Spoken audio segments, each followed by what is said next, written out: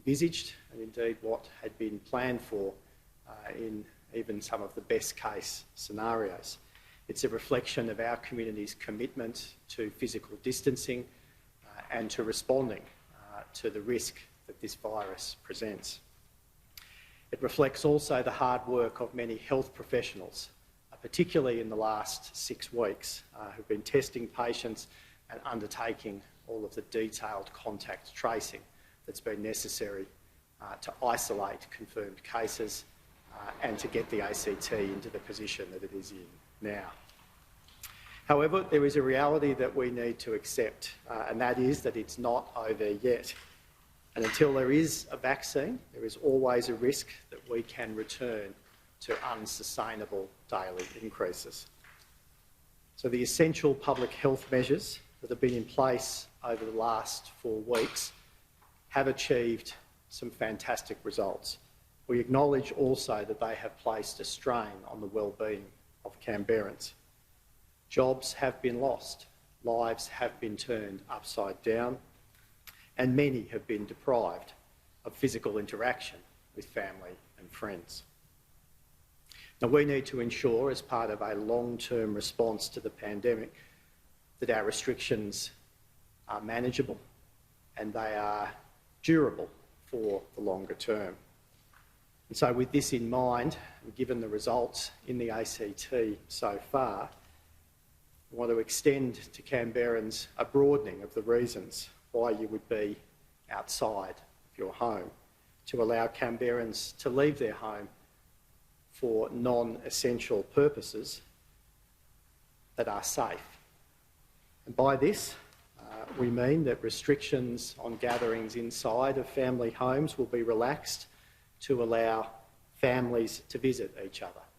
So 2 adults and children are able to visit those who live in another property. We also want to support retail stores as they reopen, whilst of course maintaining appropriate physical distancing inside of retail stores. Many retailers voluntarily closed their doors in order to help with the community effort to suppress the virus.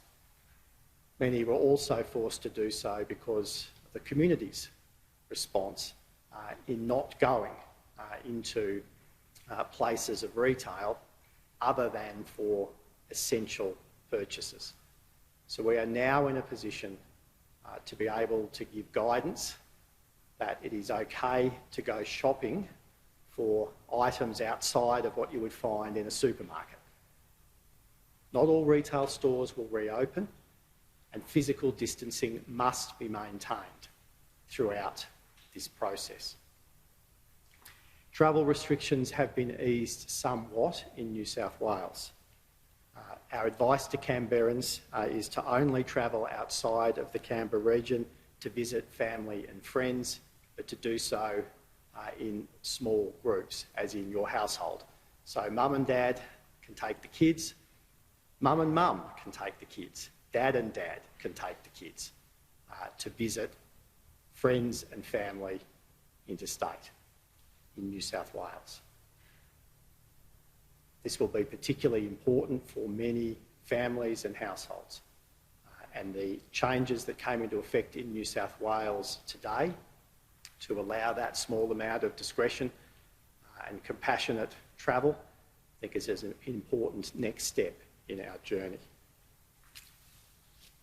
We also want to advise that further work is continuing within the National Cabinet on business activity restrictions and physical distancing advice.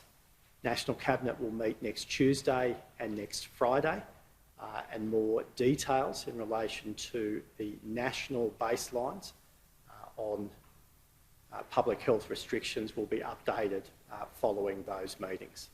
So the next round of gradual change will be announced in 1 week's time.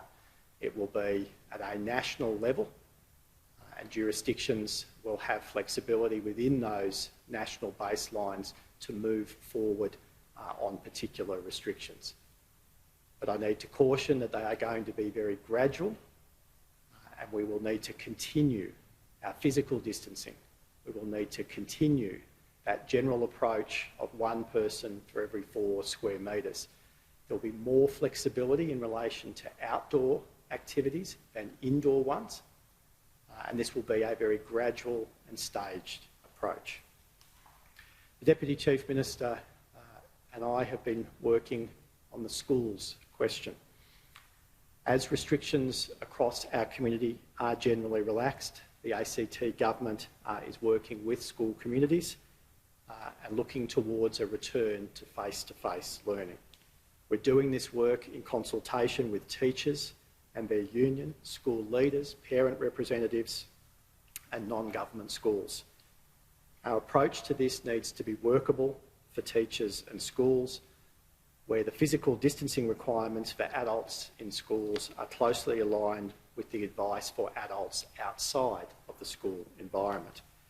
So, like other jurisdictions, the ACT government has been assessing the circumstances in the first few weeks of this school term.